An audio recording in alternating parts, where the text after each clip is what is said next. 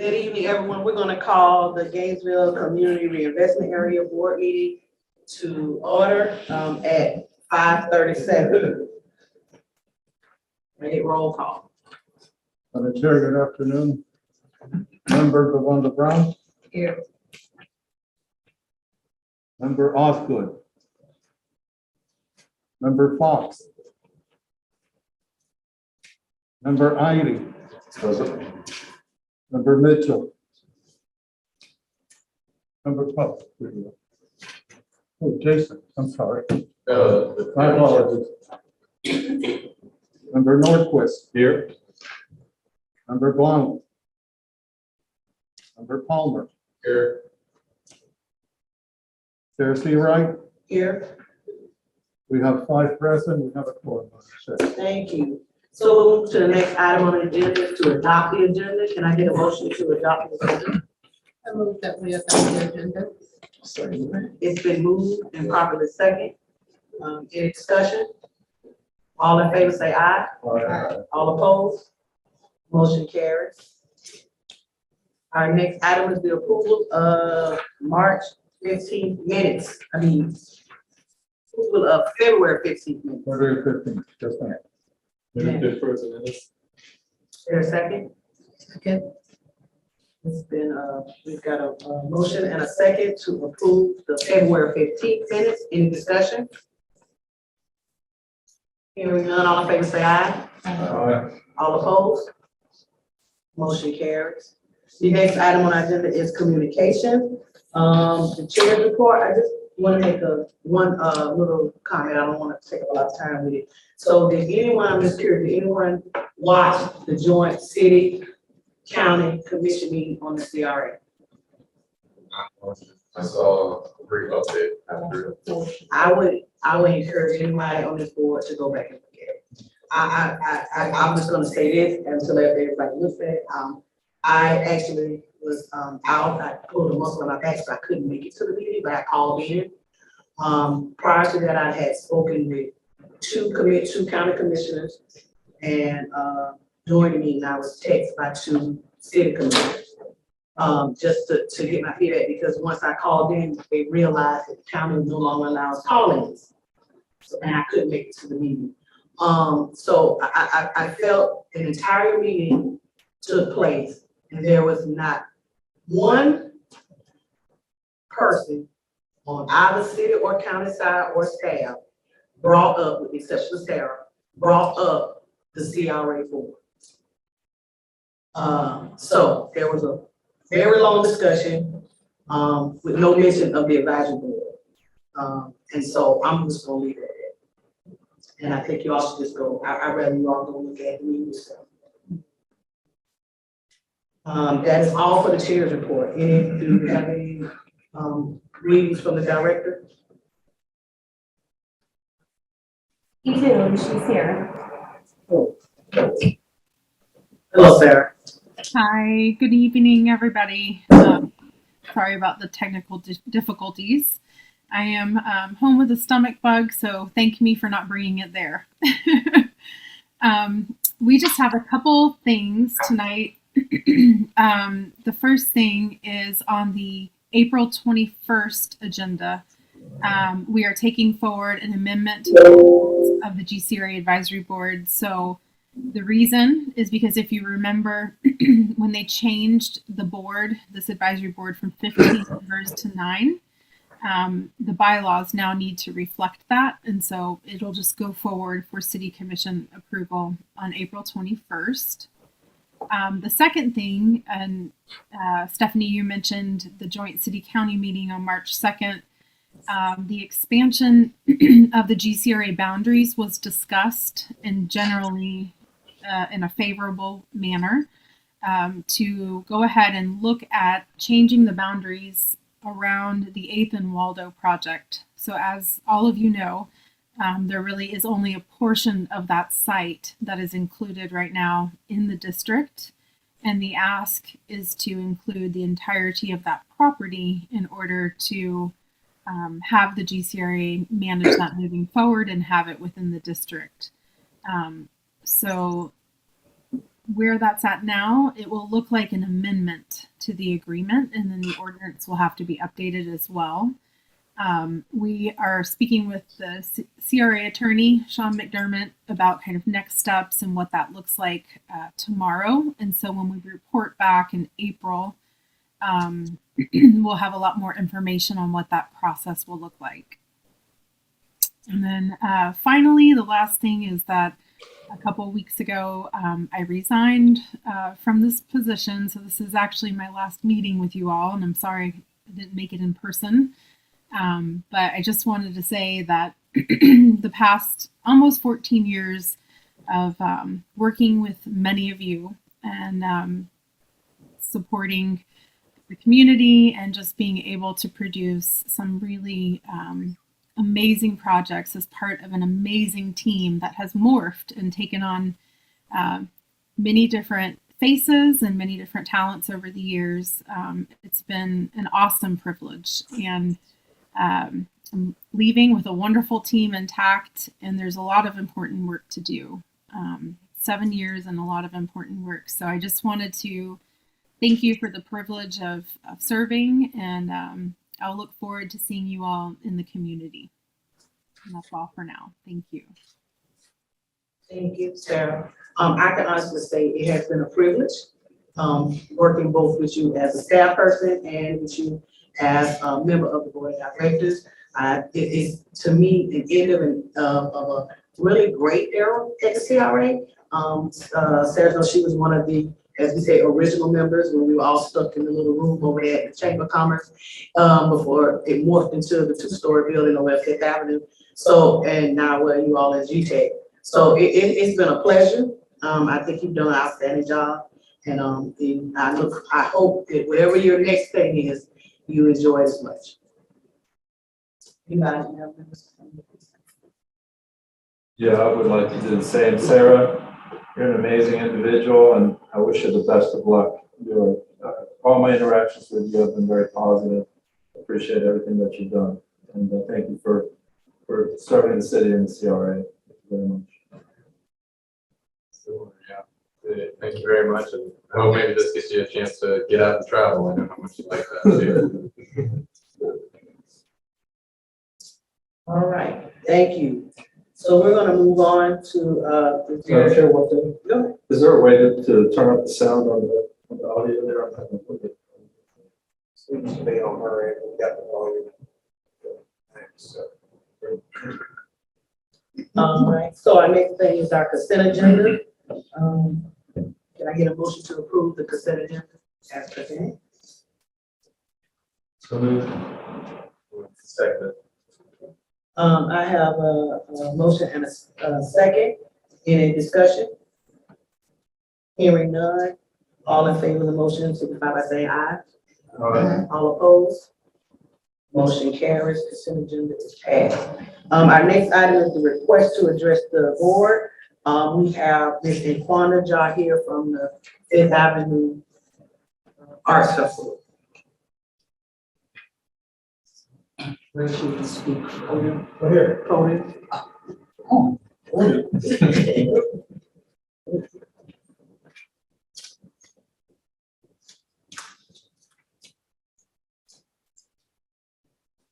Good afternoon, everyone.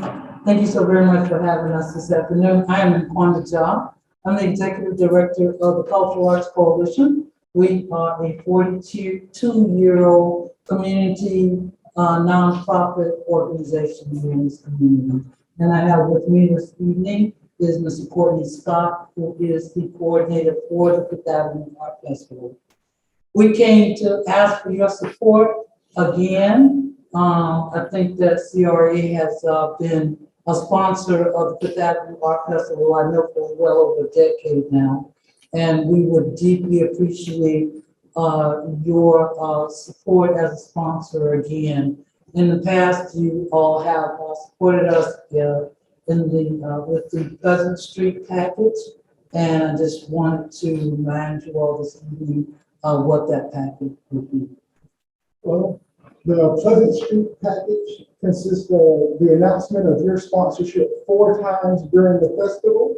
We will display your products in our festival VIP area and offer you a booth to do outreach. We also offer a full-page advertisement in our festival brochure, which is handed out physically and available digitally. We also display our sponsors' names on everything that we put out, all the way from our flyers to our T-shirts to the advertisement over all of the media, including our local media as well as social media. So anything that we put out will have our sponsors' name on it. The Pleasant Street package is a $2,000 package sponsorship. We hope very, very much that you will continue to support us at that level. But now, if you all want to support us at a higher level, we will not have a problem with that. But if you could, at the very least, do the normal sponsorship, we would appreciate it. At this time, we can answer any questions later. On what is the Fifth Avenue Art Festival? Thank you. It's April 23rd and 24th are the actual dates. So when we talk about announcement from the stage, we're talking about for 2 days.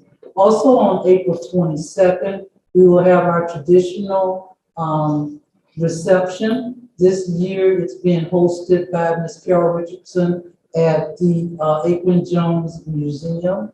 And we'll have entertainment. And at that event, we will also, well, first of all, we invite you all to please come and join us. And we will be announcing during that event who our sponsors for the festival will be also.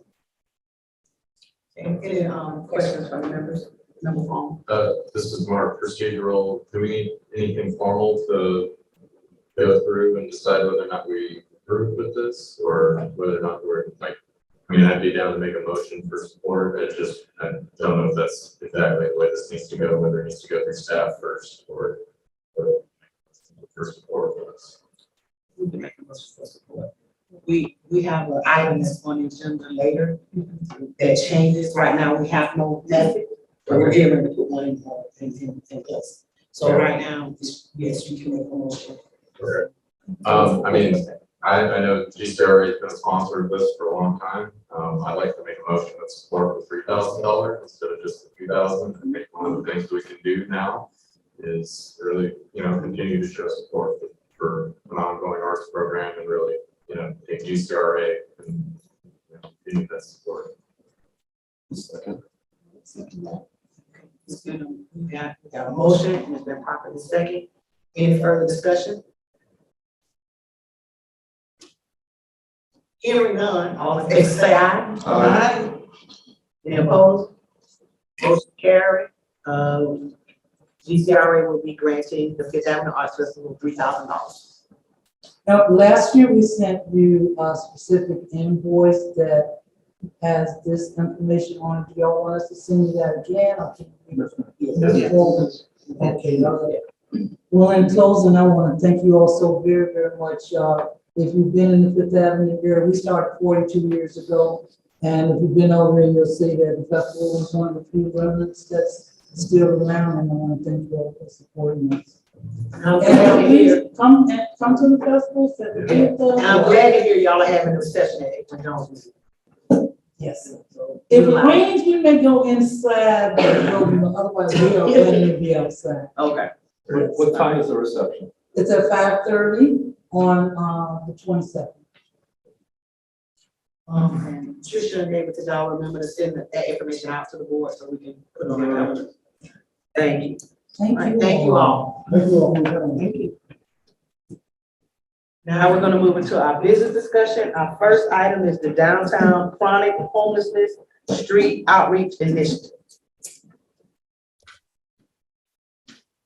Hi, good evening, everybody. My name is John DeCarmine. I'm the Executive Director out at Grace. And give me just a moment to get this presentation pulled up.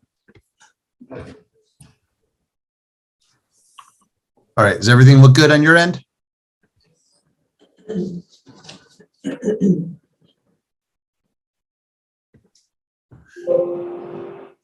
Yes, it does. Okay, and can somebody just confirm you can see the presentation? Yes, we can. Okay, excellent. Thank you so much. So good evening. As I said, my name is John DeCarmine. I have the honor of leading the team out at Grace, and I'm here just tonight to give you a brief update on the work that we've been able to accomplish over the past 7 months using funding from the CRA, which last year you had authorized to be used to create our community's first housing-focused street outreach team. Just a brief overview for those of you who aren't familiar with Grace. We are a low barrier emergency shelter in Northeast Gainesville with a wide range of services ranging from about 146 emergency shelter beds through a cafe, a culinary training program, a shelter for veterans, for single men, for single women, and for couples.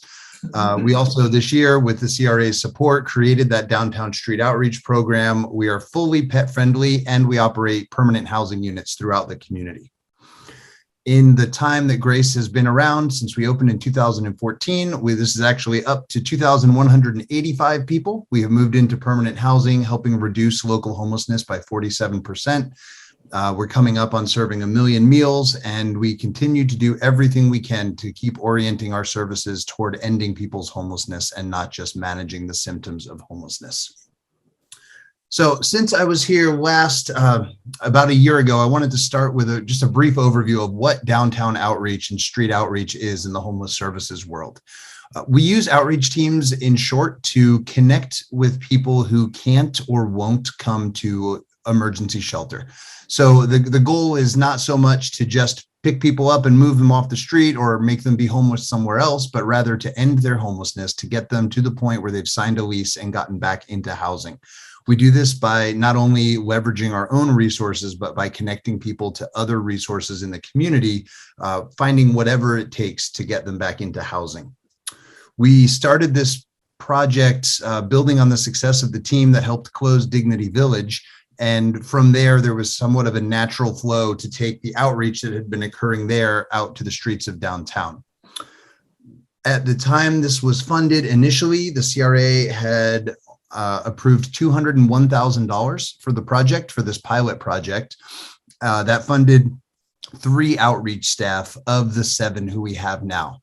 We have almost twice as much money coming right now from the federal government in the form of emergency solutions grant dollars, and these fund 4 additional staff, a psychiatrist from UF Health who comes out once a week, and then all of the other miscellaneous costs of running the project. So overall, the outcomes that I'm showing you tonight are reflecting not only the CRA's investment, but also the leveraged dollars we were able to piece together for a total of about a $581,000 program.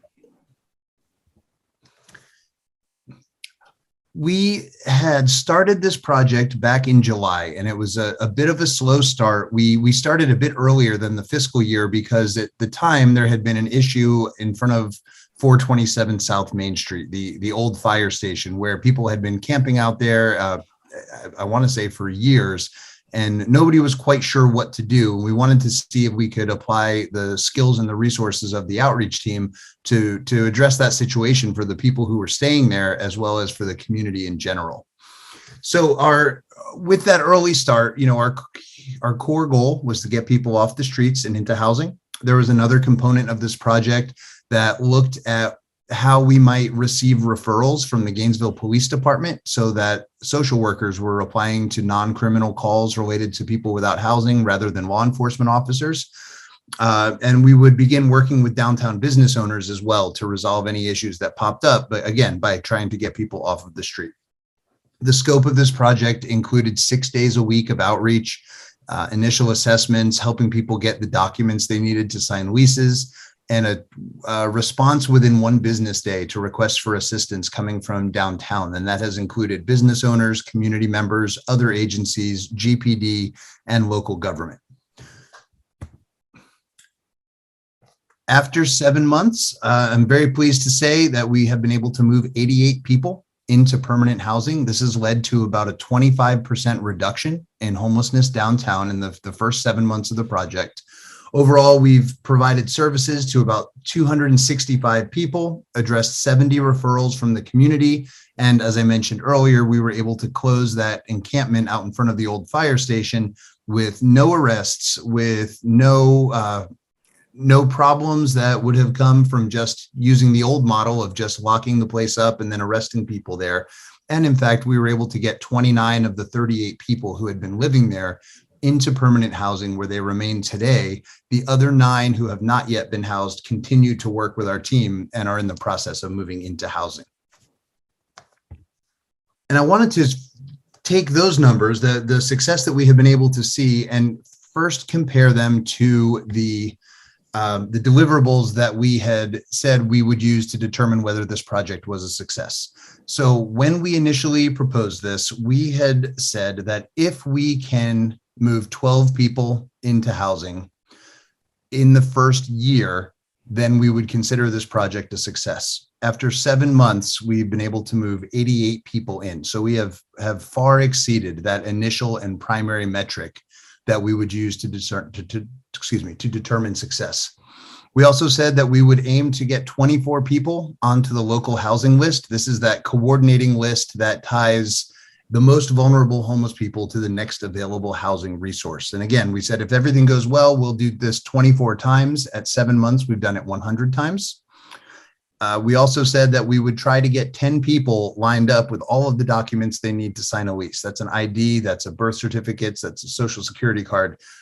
We were aiming for 10. We have gotten 25 people document ready at the 7-month mark. The other 2 key deliverables were developing that referral system in partnership with GPD. We have not yet hit that goal, but we are on track. At 7 months, we have received and responded to 34 referrals from Gainesville Police Department, which are all calls that officers otherwise would have had to respond to. And in their place, our outreach team has been able to handle those calls. So we are on track to hit that 50 mark by the end of year 1. And in addition, we've also taken referrals and responded to referrals, as I mentioned, from local businesses, from members of the community, from other agencies, and from local government, particularly the city of Gainesville. Just to wrap up, as we look ahead, I wanted to share a couple of exciting partnerships. First, we have started working with the community paramedicine program at Gainesville Fire Rescue and are working weekly with them to address, quite honestly, a lot of overlap between the folks that they were seeing and the folks that our street outreach team is seeing.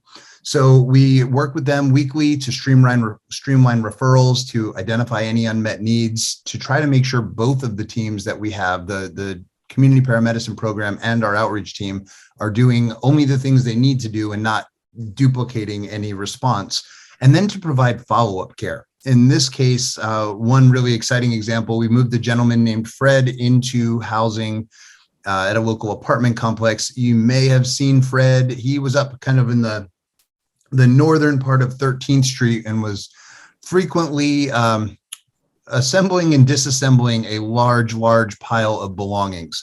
Upon getting in touch with Fred for the first time, we were able to develop a relationship, move him into a local apartment complex. At first, he was not so sure he was going to stick around, and he kept coming back out to the street, wasn't sure if this was the place for him. We have been able to partner with Gainesville Fire Rescue so that they are providing much of the follow-up care that he needs. We've also connected this gentleman with the psychiatric support through UF Health to make sure he's got the appropriate medications. And so it's a great example of a community partnership approaching a very complex issue from a number of different fronts all at once to get the outcome that we're hoping for. This is the 7-month mark of that first year pilot, where we had said we would try this out to see if the program works and if it will benefit the community. I think at this 7-month mark, we've been able to answer both of those questions with a resounding yes. The state and federal funding that we have in support of the project ends on June 30th, and currently the city funding ends on September 30th. The commission has indicated it is tentatively earmarking funding from the American Rescue Plan, or you may have heard them referred to as ARPA dollars. If so, at the $201,000 mark, that will fund this program at 38% of the current staffing level. So as we look ahead to see these kinds of outcomes, we do need to maintain some higher level of staffing than just the 3 people that the $201,000 would support. we would request, and I will be quite honest, I'm not quite sure if the CRA would be able or comfortable making a recommendation to the city commission, or if there are some other avenues we should pursue.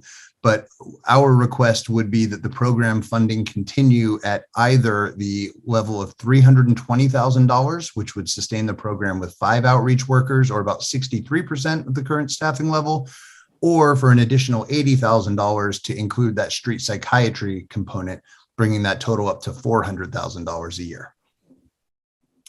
And with that, I will be happy to answer any questions, and I appreciate the opportunity to share this with you tonight. Thank you. Thank you, sir. I do have one question. The 88 persons housed, I know you said Fred is in an apartment complex, but where in general of most of the 88 persons, where did you find housing? We typically, the reality of the affordable housing crisis is that we work most consistently with the same 8 or 10 landlords. So those are going to include Holly Heights, Bella Vista, Southern Pines, Prairie View, places like that are getting increasingly difficult to find.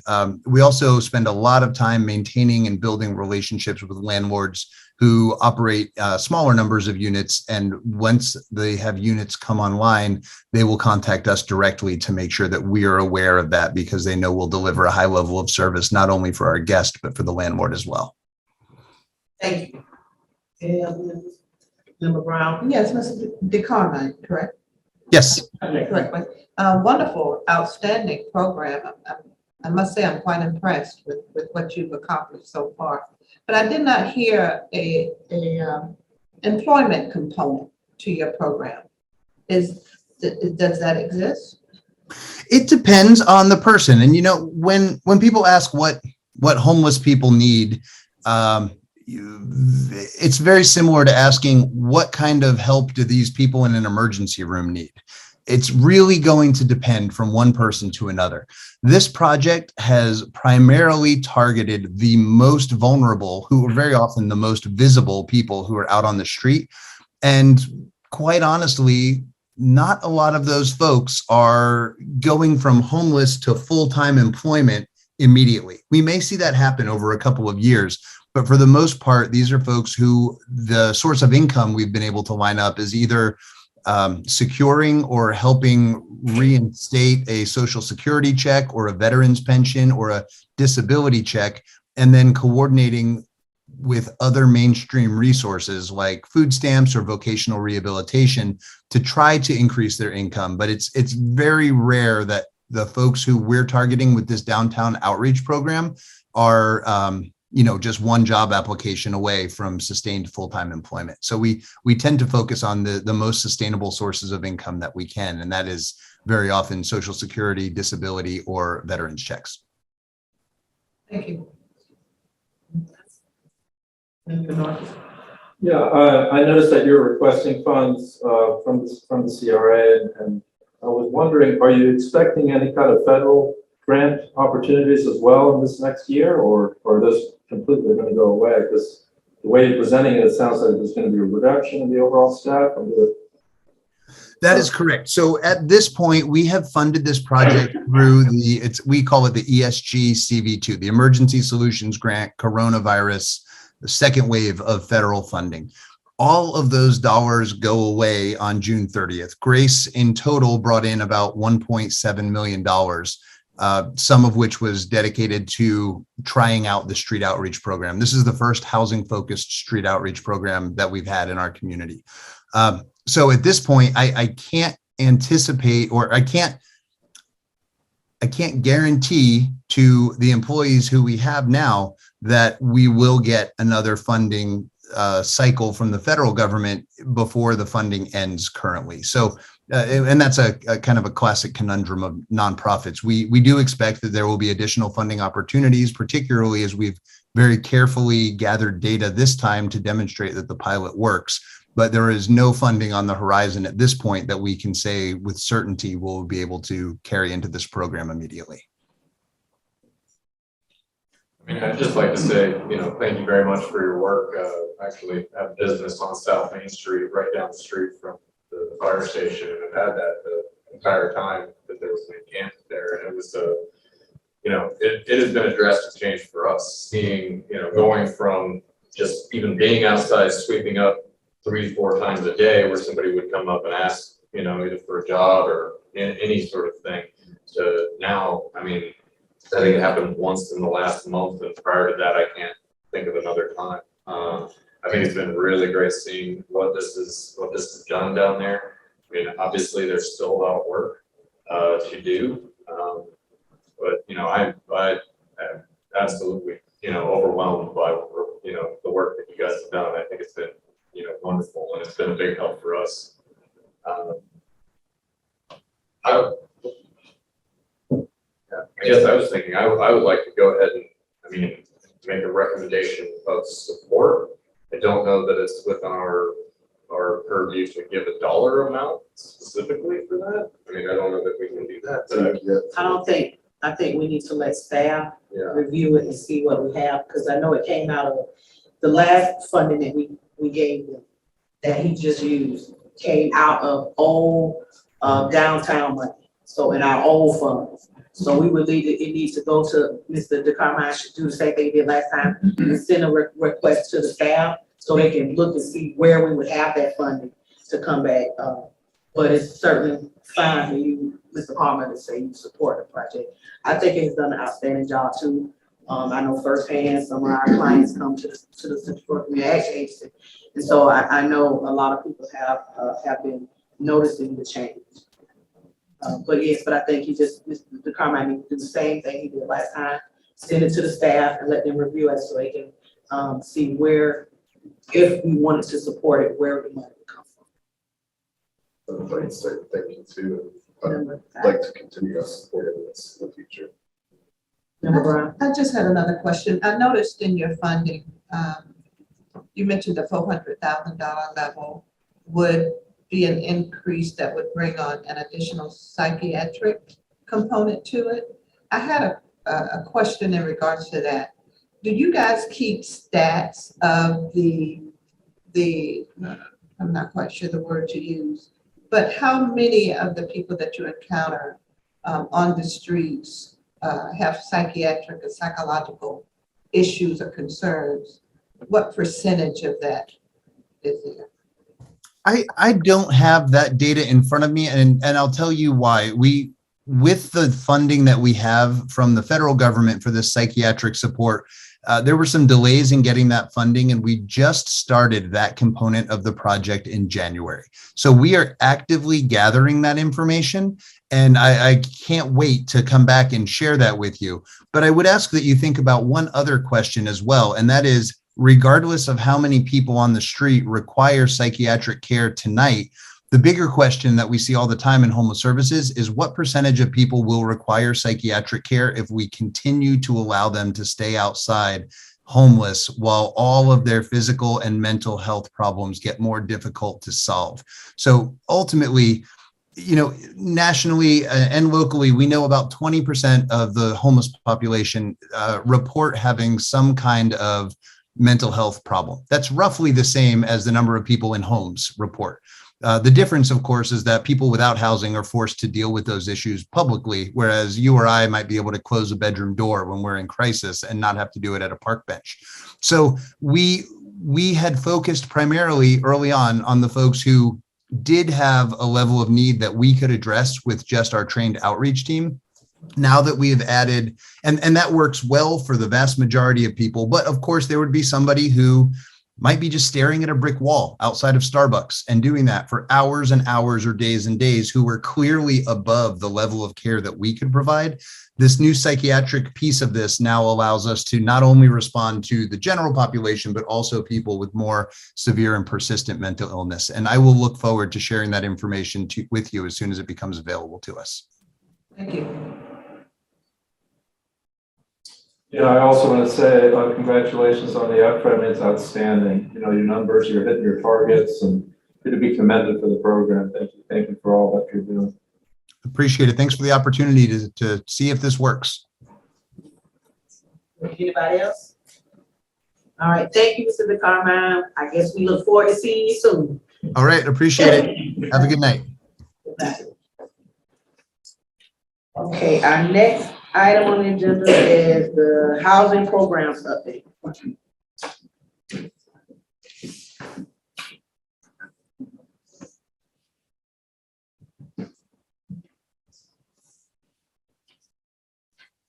Oh, good afternoon, and great evening. My name is Chelsea Bacardis. Happy to finally be here. This is the first advisory board meeting I've been to in 2 years, so it's good to see some familiar faces. Yeah. Some new people.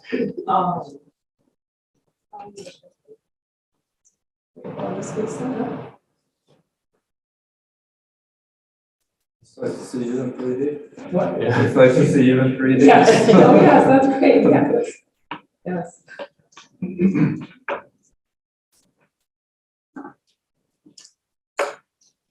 Hey, so I'm just gonna be giving an update about the housing programs. I'm sure you're kind of wondering where we're at with several of them. I'm gonna start with just an overview. So the objective, I just want to remind you guys, the objective of all of our programs are to directly benefit community members by maintaining the culture and population of neighborhoods. Essentially, these housing programs are a measure to prevent displacement and gentrification in our neighborhoods. As we've been discussing this past year, and as a reminder to the board, and to update new members, the 5 new housing programs offered or to be offered by the GCRA are: 1, the My Neighborhood program, which offers $25,000 towards the purchase of a lot. To be eligible, applicants must have lived in a program neighborhood for at least 3 years before the age of 11. The Heirs Property Assistance Program offers free probate legal services throughout the whole district. The Home Energy and Water Efficiency Program offers home energy and water tune-ups, home energy and water tune-ups and upgrades.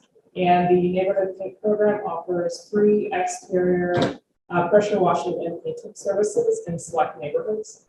And the 5th program, which we're still working on rolling out, and I'll talk a little bit more about where we're at with that, is the Historic Home Stabilization. And that offers free exterior rehabilitation improvements for historic homes. And I gotta go over the start date, when we started, any application deadlines and then eligible areas. So My Neighborhood, we started January 15th. The deadline ends soon on March 31st, so we have about 15 more days. The next, so we're gonna announce awards in April, on April 15th, and the next application period will begin on May 1st. As for the Heirs Property Assistance Program, we began that one on January 3rd, and that one is just continuous throughout the year. Same thing with the Home Energy and Water Efficiency Program. We began that one on January 15th, and that one's also continuous. The Neighborhood Paint, we're hoping to begin that one on April 1st. We've had a few setbacks, but right now contracts are going through the systems with our paint contractor. And once everything's signed, dotted, dated, then we can start going to neighborhoods and getting the word out. So April 1st to September 29th, we're going to start in Duval, Porters, Spring Hill, and Sugar Hill, and really focus on those neighborhoods. And then the next cycle, September 30th and 30th, we're going to work in Fifth Avenue and Pleasant Street. And for the Historic Home Stabilization Program, that one is anticipated to start on July 1st. It's going to just be kind of an annual application period, July 1st to September 30th. The reason this one's going to take a little bit is that we need to hire, we're putting a request for qualifications out to hire construction contractors who can actually do the work. But we're actually doing a joint contract with a few other departments because they're also looking for construction. So that's why the anticipated start date is July 1st. I went ahead and go over everything we've been doing to get the word out and then talk about kind of what we have coming up. So the first thing we did to kick everything off, we sent out a press release. TV20 fortunately picked it up and they actually ran a segment during the regular news hour. After this segment, we received a lot of inquiries, just kind of like a flood of calls and emails about the programs. which was really, really beneficial. So we're gonna look into more TV advertising in the future, as new, like maybe annually, or I don't know, we need to figure that out. The cost is kind of prohibitive too. So staff, we participated, or I participated on 3 panels related to probate. So right now, throughout the whole county, there's really a push for probate for heirs properties. So we kind of came in on the right time. 2 of the panels were hosted by the Rochford County property appraisers. And one of the events, which was held at Mount Carmel Baptist Church, had over 120 participants, which was amazing. And we had a lot of people come up and apply after that forum. We've also done social media posts, website posts. We've also visited several neighborhood meetings, including Fifth Avenue, Spring Hill, Pleasant Street, Porters, Cedar Grove 2. We made contact with Sugar Hill and Duval neighborhoods, but they're not currently meeting. But we are, there's really 2 neighborhood groups in Duval. So one of the groups is not meeting, and the second group we're going to attend at the end of this month, which is the front porch group. Okay, so on to future. So, all right, so this Thursday, we are going to be doing a little presentation at it's a senior meeting in Duval neighborhood, and the CWC is actually coming out with us to talk about the weatherization, because it was requested that we focus specifically on all our programs and focus more time on our home energy upgrade. Like I said, on the 28th, we're going to go visit Duval Front Porch, and then on the 31st, the My Neighborhood application period will close. After this, we're really, through April and then on, we're really going to start ramping up the My Neighborhood community outreach. Which was like lack of staff capabilities. We were able to do outreach, but we weren't able to just focus on My Neighborhood. So throughout April, we really want to focus on getting the word out about the My Neighborhood program. We're also going to be focusing outreach on the energy efficient program. We're going to be doing a postcard. We want to start and do neighborhood by neighborhood with the energy efficiency program. We are planning on doing an information meeting for social service providers in the future. And also we're looking into working with local real estate groups to meet with them to talk about the My Neighborhood program. And then we're just going to be doing continued attendance at neighborhood meetings and tabling opportunities. We'll probably be going to the Fifth Avenue Arts Festival, which I think that one will be great with outreach. All right, so a little bit of the data. So the heirs property so I created this presentation like 2 weeks ago. So there's been some updates on the numbers. We've had 15 submitted applications for the heirs property, so that's 15 in 3 months. And I have about 25 more or less people working with me to try to get the materials they need, or that contacted me for an application. With My Neighborhood program, we've had about 31 inquiries about the program. Applications are due March 31st, so we'll report back and let you guys know how many applications we received and how many were approved. The Home Energy and Water Efficiency Initiative, we only had 4 tune-ups, so that's one reason why coming April, we're going to try to push this program even more. Overall general inquiries throughout the day, we'll get people walked into the office, we'll get phone calls, we'll get emails. So it was a little bit hard to track exactly since, how many, but we had about 74, maybe a little bit more since this program was made, just inquiries into the programs. Another interesting thing, so before we pushed out anything about the programs, we only had between November and December, November 1st through December 31st, we only had 64 people view our webpage for the program incentives.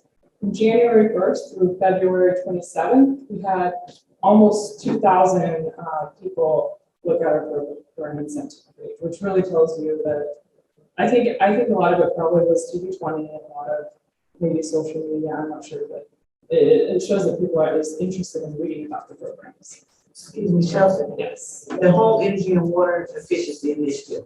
Exactly what are the tune-ups? What do they entail? So they pretty much have an auditor or like a tune-up kind of. They have someone come in, look and walk through the property with you, identify places where there can be improvements, and then they help you so you can either get a kit if you are scared of COVID, or the volunteer will help you make improvements, and that can be things like insulation on pipes, like fixing a leaky faucet, toilet water displacement bags. It's just little things like that. That's fine. I was gonna talk to you about that because I work with the Community Weatherization Coalition. And if they're going in, there's more that can be done than just the tune-up if you already have those persons. But I'll get with you later about that. And you can talk with the community, you can tell the Community Weatherization Coalition, which is who, Marianne? Yeah. Yeah. You can tell her you talk to me because we're trying to work with them. Because if you've already got a home identified, I would hate to just go in and do that when if they are eligible, which most than likely most will be. There's so much more that can be done. It's just another way outreach and connecting them with another organization that can actually do those same tune-ups and or more for free. I think that would be great. Yeah, because you guys do kind of that second level. Yeah. Member Fox and then. Okay, I think you kind of answered my question. When they go in to do the tune-up, they just give you the kit and tell you what you need to do. But if there's a senior who don't have but $870 a month, they can't afford to buy anything. So they'll have to go to you. That's why that's why. Okay. So Okay. that was exactly why I was asking. Okay. Because for those that can't, there is other avenues if they're already identified. Because the issue is just identifying the families that need the service. So I will get you Chelsea later, or I can talk to Marianne, because they can still do their audit and do everything they're doing. But if it's a situation where it's someone who actually needs more, and we know they can't do it, then that'll be a great referral to the other agency that can do the second level. Yeah. And I have a follow-up question. So the historic homes, I think according to what I just read, that you're not gonna even start that yet? Yes, yes. When is that gonna get started? Our hope is July 1st. We have to go through the procurement process. Okay, so I need to do the application for the tune-up and then get you. Now, the paint program, what if a house is in such bad condition? It wouldn't make sense to paint it until after the repairs are made. What do you do then? Yeah, so then we refer them to the Housing and Community Development Department has a home rehabilitation program. So we refer them to get the fixes done. And so they don't offer paint. So I've been working with a Housing and Community Development. So after they fix up a home, then they refer their applicants or they will with the applicants. Okay, so there's one home I have identified when you all brought it up last year. And her house is in deplorable condition, she's an old lady. And looking at this, we need to get the audit done first, am I correct? And then. That's different. Oh, okay. Because if her home is in that bad of shape, then that's not a tune-up situation. That means she has to go through the housing department to get maybe a SHIP rehab or whatever. It would depend on how bad the repairs are needed for home. And you will have to have a general contractor, somebody come out. So this is Helen Harris's department? Yes. And just so you remember, Fox, I did visit the women's home, but she didn't answer the door, but I put a folder together of the application of Helen's, the housing, the rehab program. So she should have it. I don't know if she has questions. I'll go by and see. I lost her number. She lives within walking distance from me, but I know she lives. Okay, thank you. I'll follow up and call you, Kelly. Thank you. Member Brown? Yeah, that sounds more like a rehab or replacement altogether, so she may need a new bill completely. But I know that GRU was offering something a little similar to that years ago. So no, it was similar. They would come out, do a energy evaluation. They would check your window sills, they would check your water flow. Right, and they would even give you a free shower head that produce less water. So I'm wondering, do they still do that? And is that a duplication or a possible referral source that this organization could be connected? So the Community Weatherization Coalition works with GRU and Light. So we actually, we do ask, I guess I kind of forgot to mention, so we actually ended up doing a joint contract with GRU and CWC. So they do stuff outside the district and then we just do stuff in the district. Very good, thank you, Jeff. Yes. I'll get that to you before the week's up. Yeah. Perfect. Yeah, we're very good. Yeah. This is. Oh, sorry. Are we to questions or Yeah. feedback or something? Yeah. Oh, okay. Cool. No, I mean, this is super exciting to see. I mean, going from, not necessarily really having anything in place. I mean, I know it took time to transition and stuff, but like it's really great to see. And I saw a little bit of the presentation and the interest in the Portage community meeting, and there were a lot of people that looked like this is going to be something really, valuable for the community. People are very interested in it. So, I mean, great work. And this is awesome. Chelsea, I just want to say too, I did attend the Ayers property presentation that was done at Mount Carmel. Y'all did an outstanding job, and it was overwhelming with great turnout. And a lot of people are going to probably be getting more calls. Another organization was having, they did a follow-up. Wills, the Last Living Will Testament, and what is it? Estate planning? Estate planning. We play. And they spoke about the program that you had just rolled out and how it was good to be at another thing to hear them talk about. Well, the CRA had something with Air Property. They just did it the other night with the property appraiser's office. And what it was is there was an attorney who was doing some pro bono work to help people get estate planning, their last will and testaments and all that kind of stuff. And they were talking about Ayers property at that particular meeting. And so it was good to hear them reference back to the work that the CRA is doing in conjunction with the property appraiser office. So I just want to say y'all did an outstanding job that night. One other thing, I noticed you list all your partners who get the word out for you. I would like to recommend one other, and I think we get the word out quicker than anybody else in our community, and that's the NAACP. We have a Facebook page and a website, and we send it to all of our members and people visit our Facebook. To send the flyers to us, and I'll give you the information.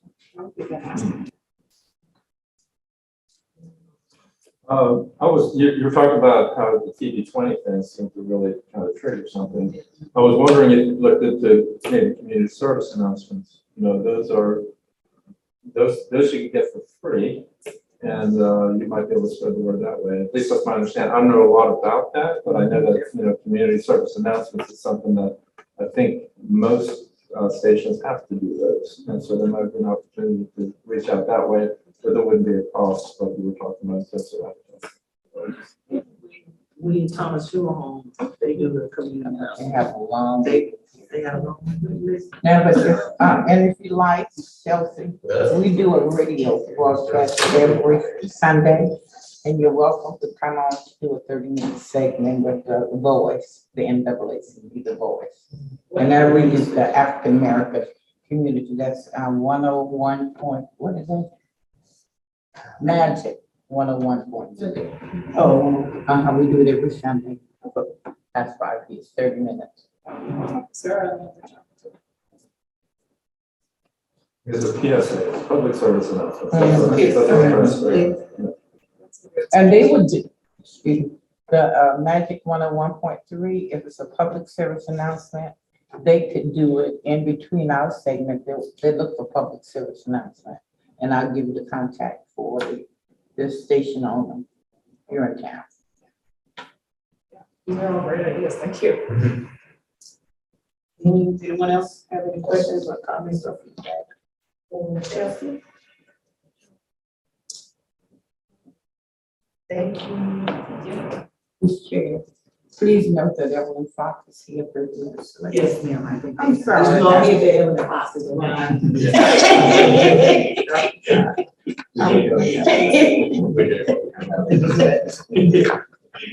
All right, our next item is Community Partnership Grant Program. Yes. Thank you.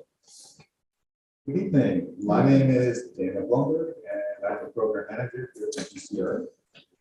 Last year, the GCRA Advisory Board asked us to bring back the draft of the formalized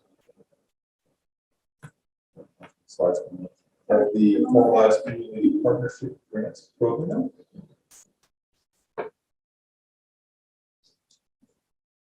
Which I'm happy to present to you this evening. My co-presenter this evening is Leslie Lendorf, the Assistant Director of Parks and Recreation and Cultural Affairs, who will talk about the existing SEAS program. So the CRA and GCRA for years has financially assisted local community events within our county. The City Commission approved the GCRA 10-year reinvestment plan on March 5th, 2020, which included the Community Partnership Grant Program. The plan noted that the program needed to be formalized. Previously, people had asked for assistance with events, and we had no formal plan in place for applications to be submitted to the GCRA for approval. So having a formalized plan that can be provided to the community will provide more opportunities for community partnerships and transparency to the process. The draft GCRA Community Partnership Grant Program and active SEAS program have been included in your backup this evening. The Community Partnership Grant Program to complement the PRCA SEAS grant program that Leslie will now talk to you about. Hi, everyone. Good evening. So our SEAS grant is really a program that helps people in the community or organizations in the community that want to have an outside event that is open and free to the public. We call it the Special Event Additional Support Grant, and it's currently open. We opened it for the fiscal year 2023. We do it right now. We do it once a year, but I think we're going to discuss looking at doing it multiple times a year. But right now it's open. It opened on March 1st. It will close on May 2nd for applications for grant period October 1st to September 30th. Depending on the funding use, depending on how much money we have in the pot, how much money is awarded from the first round in the early part of the year, and how much they actually use, we do a based on the day, how much funding they get. 4,000, 8,000, 12,000 on 1 day, 2 day, 3 day events. And they may not use all of the funds that they are provided because it's not a cash award to the organization. It is a in-kind where we transfer funds depending on their bills to the different departments in the city. The in-kind services can include safety with GPD and GFR, with security, traffic, EMT services, traffic services, which include signs and barricades, parks personnel, so staffing and cleanup at the different parks that you may have an event at, and then waste, which is garbage, recycling bins, trash, and pickup. We've also included in the past with parks personnel staffing, also venue staffing, so having someone there to help manage your event. Next slide.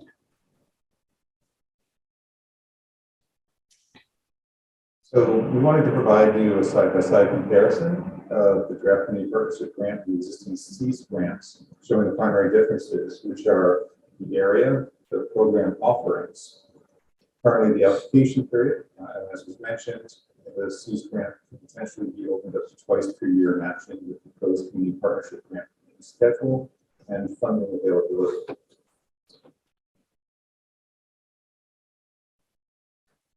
So here, because we want to listen to the board's discussion concerning the proposed community partnership grant program this evening. Adjustments to the program will be reviewed by the Office of Equity and Inclusion, and legal prior to a revised program being brought back to the board for final consideration and potential recommendation to the City Commission. If the program is approved by the City Commission, PRCA will look at matching the community partnership grants timetable and having 2 applications per window. 2 applications windows per year. The GCRA is looking into developing an economic development program to assist special events within the GCRA district.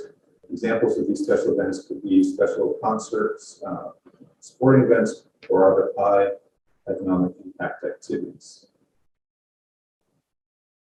So our recommendation is to do a presentation, provide feedback. We really hoping to get feedback from you if this is the direction that this program you envision it going towards.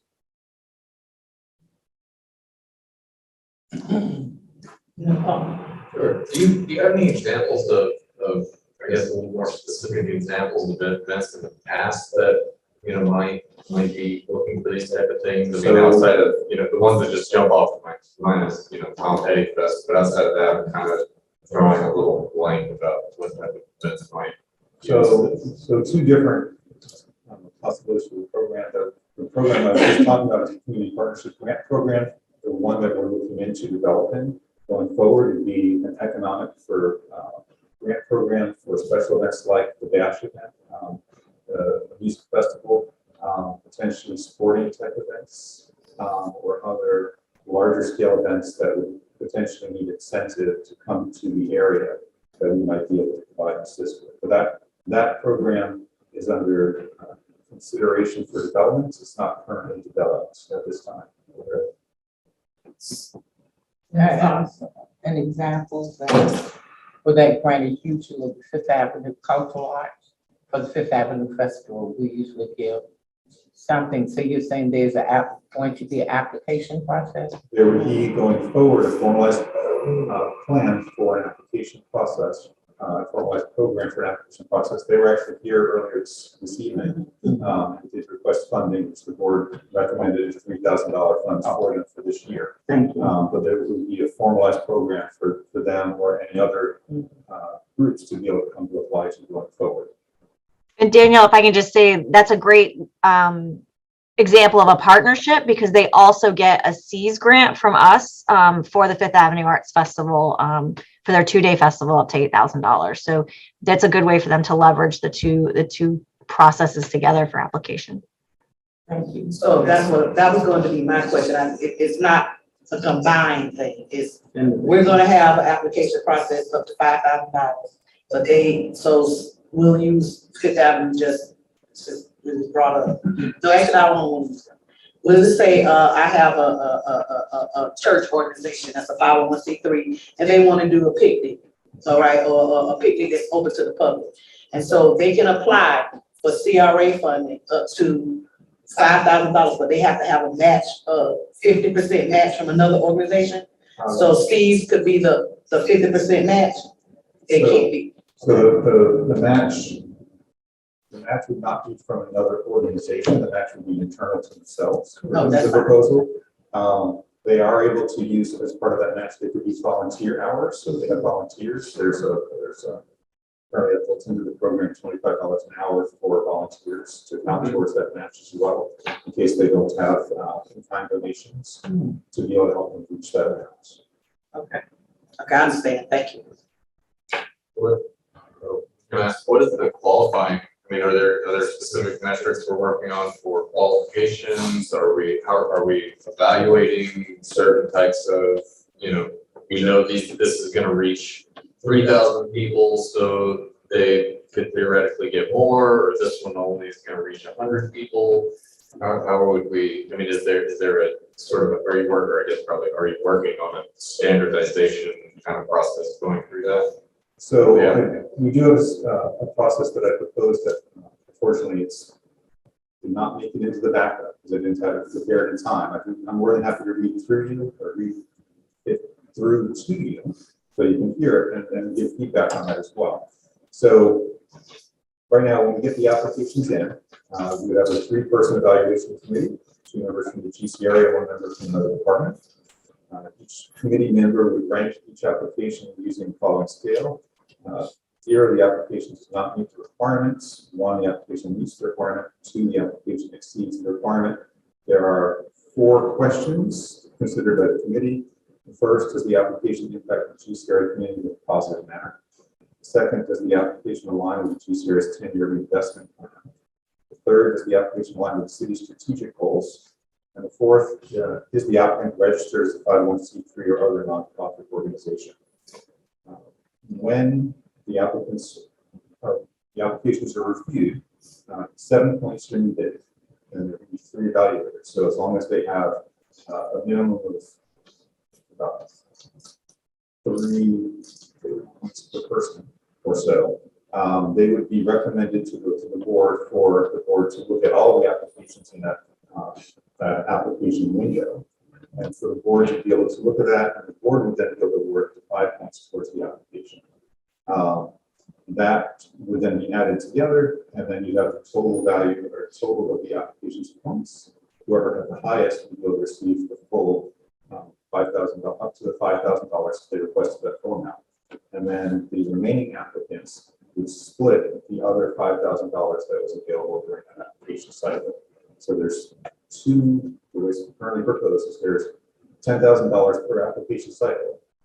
Number one applicant would get up to the full 5,000, and then the other applicants would be able to split out the remainder as long as if they came to the board, they already met the minimum requirements. So this would work and help decide who actually is going to have the best application to be funded by the grants. I see on here, page 5, it says $45,000 is going to be budgeted for this program for the new year. Based upon past years, what has been the total amount allotted for or paid out? Will this cover it? Would this fall short? So does it need to be higher? That is a fantastic question. We have been allocating towards this program $15,000 a year. We have not been paying out that amount currently. So we have $45,000 currently set aside for this program. So with $10,000 per application cycle, twice per year is $20,000 a year. So right now we have enough in funding alone for 2 years worth at the current level. And then we have in our proposed budget for FY23 another $15,000. So that would be up to $60,000. So that would be 3 years of this program going forward for funding. So basically what we're doing with this particular program, from the way that it was presented earlier by the Fifth Avenue, by the Quanda, is that as opposed to them coming in and simply informally requesting, there would be this application process instead. In lieu of that, it will be this. Correct. Okay. Correct. And this way it will allow us to actually advertise this opportunity for other entities, other groups. The example of, a church maybe wants to do a picnic. This way they know that there's something out there that they can reach out to and request assistance with. And there would be no restrictions on if they were getting sources of funds from other organizations or from other pools of funds. Would there be any restrictions on that?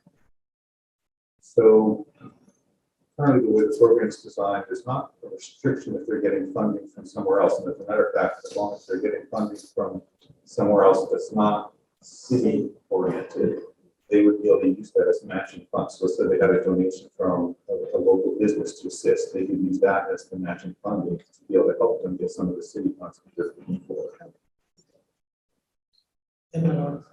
I just had a question. When they came in earlier, they talked about requesting $3,000. So are they receiving those services as in-kind services the way this is proposed here, or was that an actual $3,000 check? $3,000 check. That's what I thought. So this is very different, this program that we're talking about this evening compared to what it historically has been.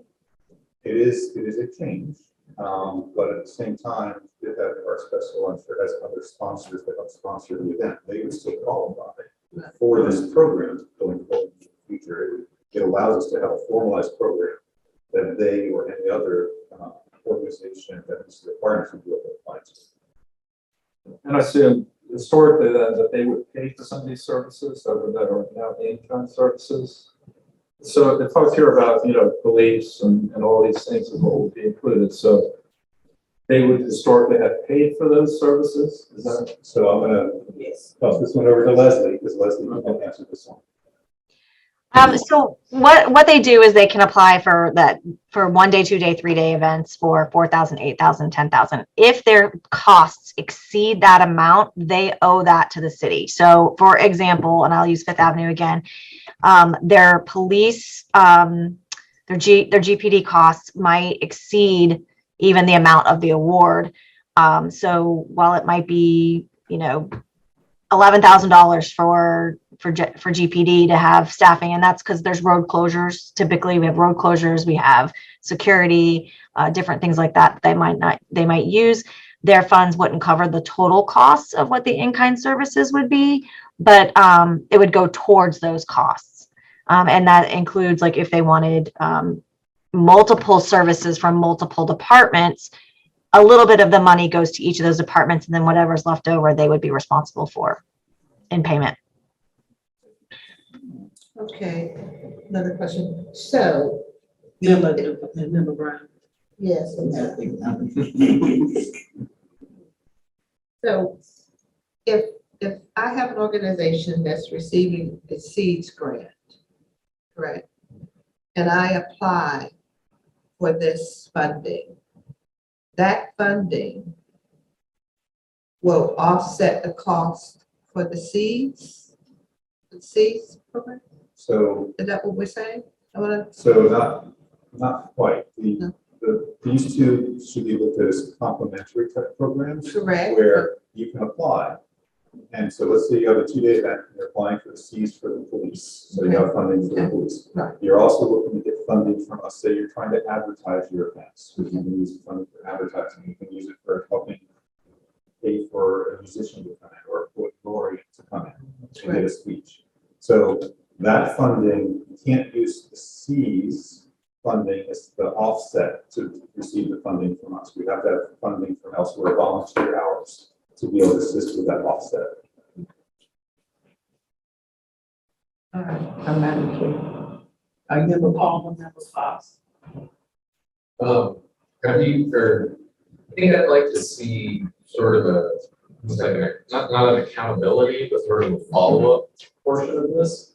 It seemed like previously when we had grants like this or these type of programs, people would come forward and they would ask for money, and then we give it to them, and then we kind of wouldn't really know what happened with that. And I think by a grant like this, I think there's a way where you can require them to come back and say, here's how many people attended the event. Even things like that, we could, just even as a city, get an idea of how many people are impacting via these sort of public programs. So I think that would help communicate it for a lot more people, like really what we're doing here. I remember we did that. I think we requested for something. Armando did, I remember. But I think that, and that's what is why I think this is good. That embedded program. Yeah, historically, no one's really come to us except for Fifth Avenue Arts Festival. And maybe one or two other organizations, like, I think it was something with some bicycles on Main Street or something, I don't get it wrong, some kind of. Something, yeah. So we haven't had a lot of people come to get this money, so but because it started because of the Fifth Avenue Arts Festival. People were saying we were being unfair because they would come and we would give them money, but then other people felt like they couldn't come and get money. Not you. I'm telling you, this has been going on for 10 years. Yeah. And that was the reason why we want to look at it, because we wanted to, once people start realizing that the CRA had this type of funding they could assist with, then everybody was like, well, they didn't realize that, of course, Fifth Avenue is a tried and true festival that's been going on, so they kind of know how to go through permitting and all that kind of stuff. But a lot of organizations didn't do their due diligence, and so they were really upset because they felt like we were being unfair to them, when they wanted to come. So that was how this really started. So it wasn't like we had an influx of people just trying to get this money. So, but once everybody started understanding that we did have money to offer, we wanted to put a program in place that so it'll be fair across the board. My only concern is once you do this and we put this application process out, and I think it's a great idea, good thing to do, is I want to be cognizant that the smaller organizations that will probably have an easier time coming to the CRA don't get bumped for the Tom Petty Festival and all of the bigger festivals that have have large funding and sponsors and stuff. And then they come in and they have all the points and they take all the money. So that's the only thing that and I think it's a real concern. Because if I was running the Tom Petty Festival, I want to get money wherever I can get money. So, so that would be my only concern, because I think this is a great program for the smaller festivals, for the church. There are a lot of, I know one church that was doing a festival for 10 years and they paid they didn't get any money from anybody because they didn't think they could. So that'll be something, once it gets, you all put the publicity out, that you're gonna, and that's my only concern, is that we make it so that it is doable for smaller festivals, smaller churches, or whatever they may be, bike races, whatever people have. And they don't get pounced on by the bigger things like that and the other fests that they have, the free festivals. Just the fest. Yeah, that's just called the fest. And the pride fest and things like that. So that would be my only concern, but other than that, I think it's a great idea. Oh, I'm sorry, was Ms. Fox left it? Okay, so this application process going forward means like groups like the one I'm affiliated with, the city usually co-sponsor ourselves to the polls, not in actual money, but they provide the police protection for us and for the day, for the 3 or 4 hours that we have it.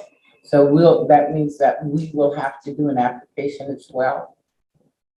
Before, we used to go to GPD and fill out the event application, and that was it. So what's going to change? So this would be a brand new program. Yes. So that's what we have to do going forward. You didn't, your organization never approached the CRA for assistance for this, so there's not going to be any change for you. You've been continuing to do whatever you were doing previously. Yeah. This won't affect the souls to the polls, because it's a brand new program that we've never interacted as the CRA, GCRA would be previously. So whatever methodology you were using before would be the same. Thank you. And I just to address Member Palmer's question about post-event reporting. So we do have in the program right now, they do have to submit documentation after the event, the total amount spent for the event, documentation as well as the number of people that were in attendance, as well as a completed matching pledge form telling the matching component of grant funds so that they can actually get funding from us after the event. What copy of what receipts? That's my question. Can you say that again? What copy of what receipt? What type of receipt? So if they're for the matching portion of the grant, so if they're expending something on advertising, they would get a receipt back from somebody for an advertisement that they did. So I know this is just that part, because I've seen the whole application. So on the application, if I come and I want $3,000, and I'm going to tell you, I need to tell you what I'm spending the $3,000. And so if that is what you're going to be looking for the receipts for. That is correct. Okay, that's what it is. So this is a proposed event budget sheet for the organization, for the application. So during the application process, they're going to fill this out so that they can let us know what their proposed expenses are going to be. And this is to justify how much they're asking for funding. And this is actually the CEAS program sheet. This is just about a copy off of the program, because we're trying to make sure when people are applying for the program that they have a similar look to it, so that it's familiar to them. Is there assistance for people to help fill out these type of things? Sorry.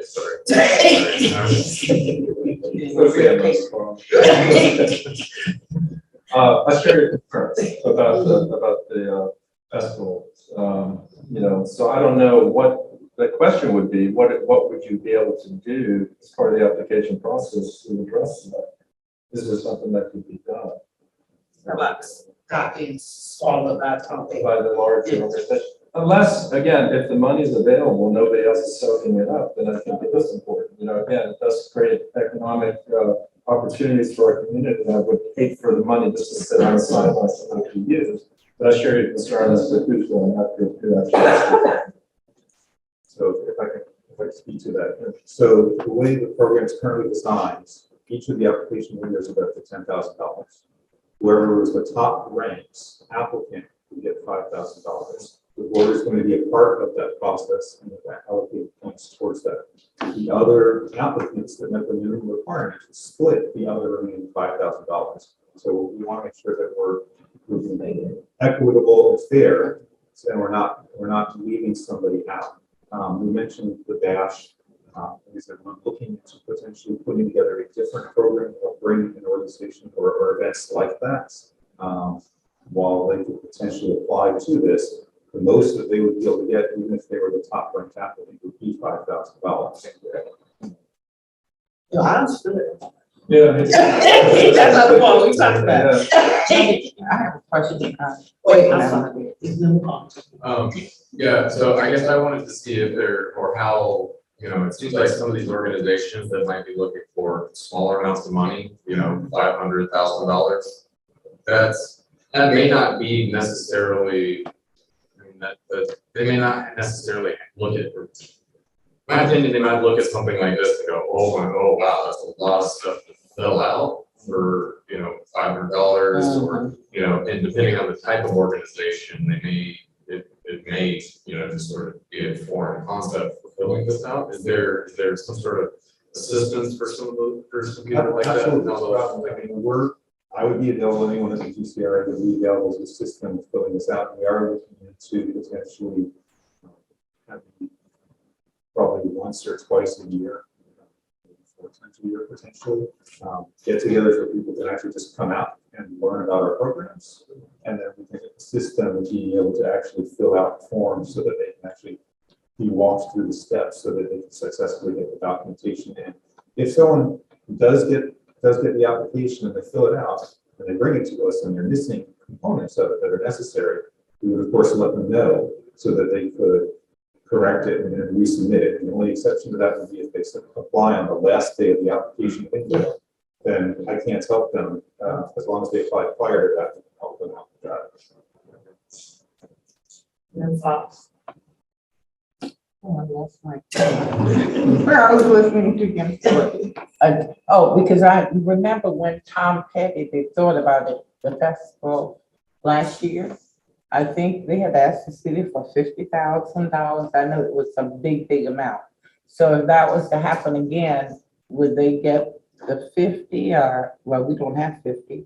We only have 45, you're saying, right? So if this program was put in place, the program would be using that as our funding source. So I personally would be against giving any single festival all of that funding is meant towards this program to help lots of smaller entities be able to get funding. When they approached the city, I'm not sure exactly how they actually asked for that funding, but they did not directly ask, if I can remember correctly, the GCRA for that fund. I think it was somewhere else that was asked for those funds.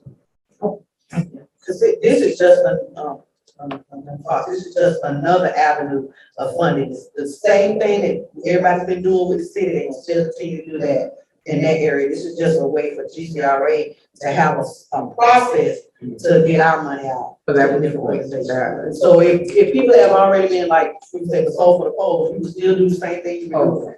Now, if sold for the polls also wanted to request money from the GCRA, that's a whole different process than whatever you were going to do to the rest of the city. So it's not like they're all together. This is a whole different process you would have to go through. Okay. Just making sure. Thank you. Goodbye. So does this take, I remember another one is that Latin Chris said that for Italy that we have. Does this take all of our decision making of how much money we're giving away? Are you asking, does it take your decision away from you? Like our boards, like, so we'd like to give you this much. Is that like no more? Just it's not, I wouldn't say it's taking away your decision making and being able to make recommendations. It is putting in place a program whereby people can actually go, this way is fair for everybody. You may not have someone that can come here and request funding where they might have time to put in an application, which would, if the application met a minimum point, it would come to the board. They would then be able to look at the application and they would be able to rank that as well to help determine who is the highest ranking for that application.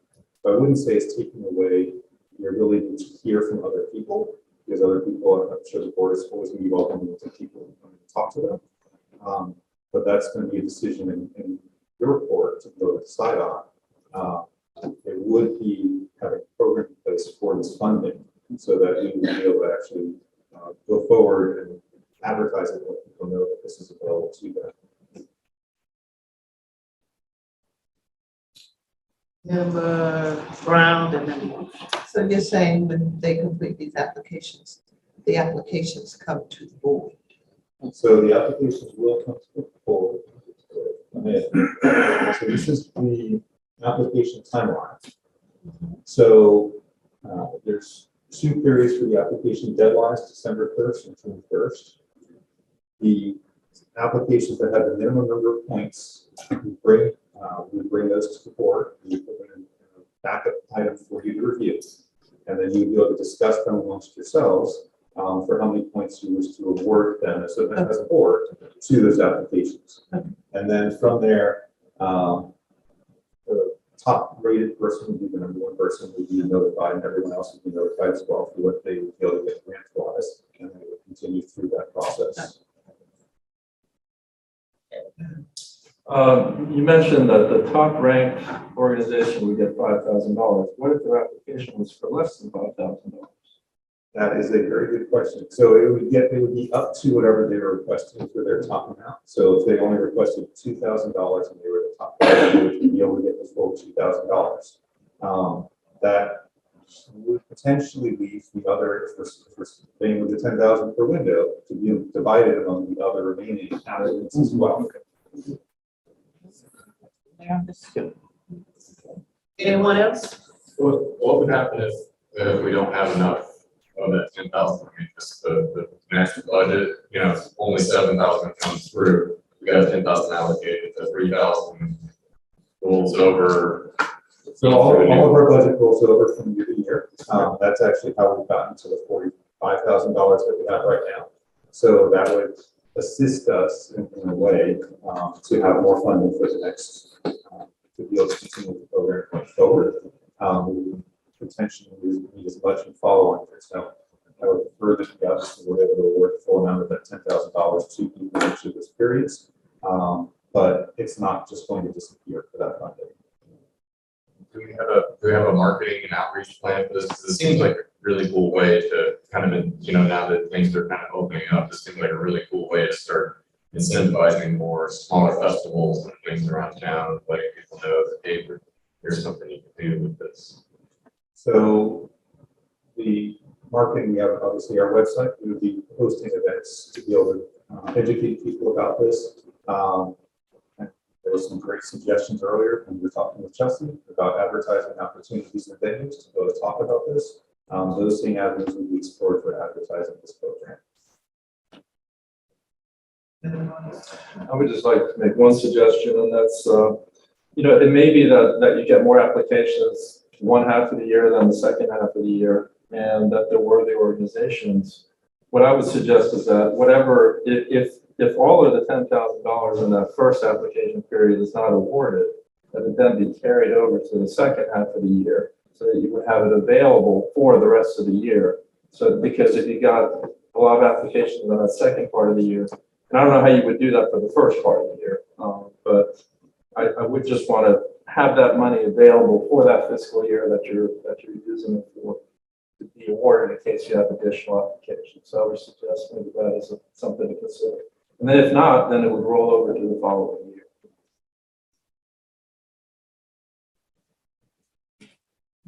Any other member comments? Thank you, Dave. Very good meeting place with this. Okay. All right. So, public comment. Oh, is the public people on the Zoom? Okay. Any member comments? All right, I just want to reiterate what I said earlier. If y'all get opportunity, please look at the joint city and county commission meeting that was on March 2nd, I think. March 2nd. Kind of just listen to the conversation because a lot of stuff came up. The expansion not just the expansion of 8th Avenue, they talked about expanding over to Swag. They talked about a lot of different things, so we just wanna almost just talk about it, and everybody say, talk about it, I'll say that. All right, I'd like to say thank you to Sarah again. Yes, thank you, Sarah. thank you, Sarah. All right. Thank you. We appreciate all your hard work, all the years you've been here with us. Thank you so much. I'll look forward to seeing you all on the flip side. We hate to lose you. Thank you. Our next meeting date, April the 19th. April 19th, Right here. right here, same time, same place. All right. No other business before this board, meeting is adjourned.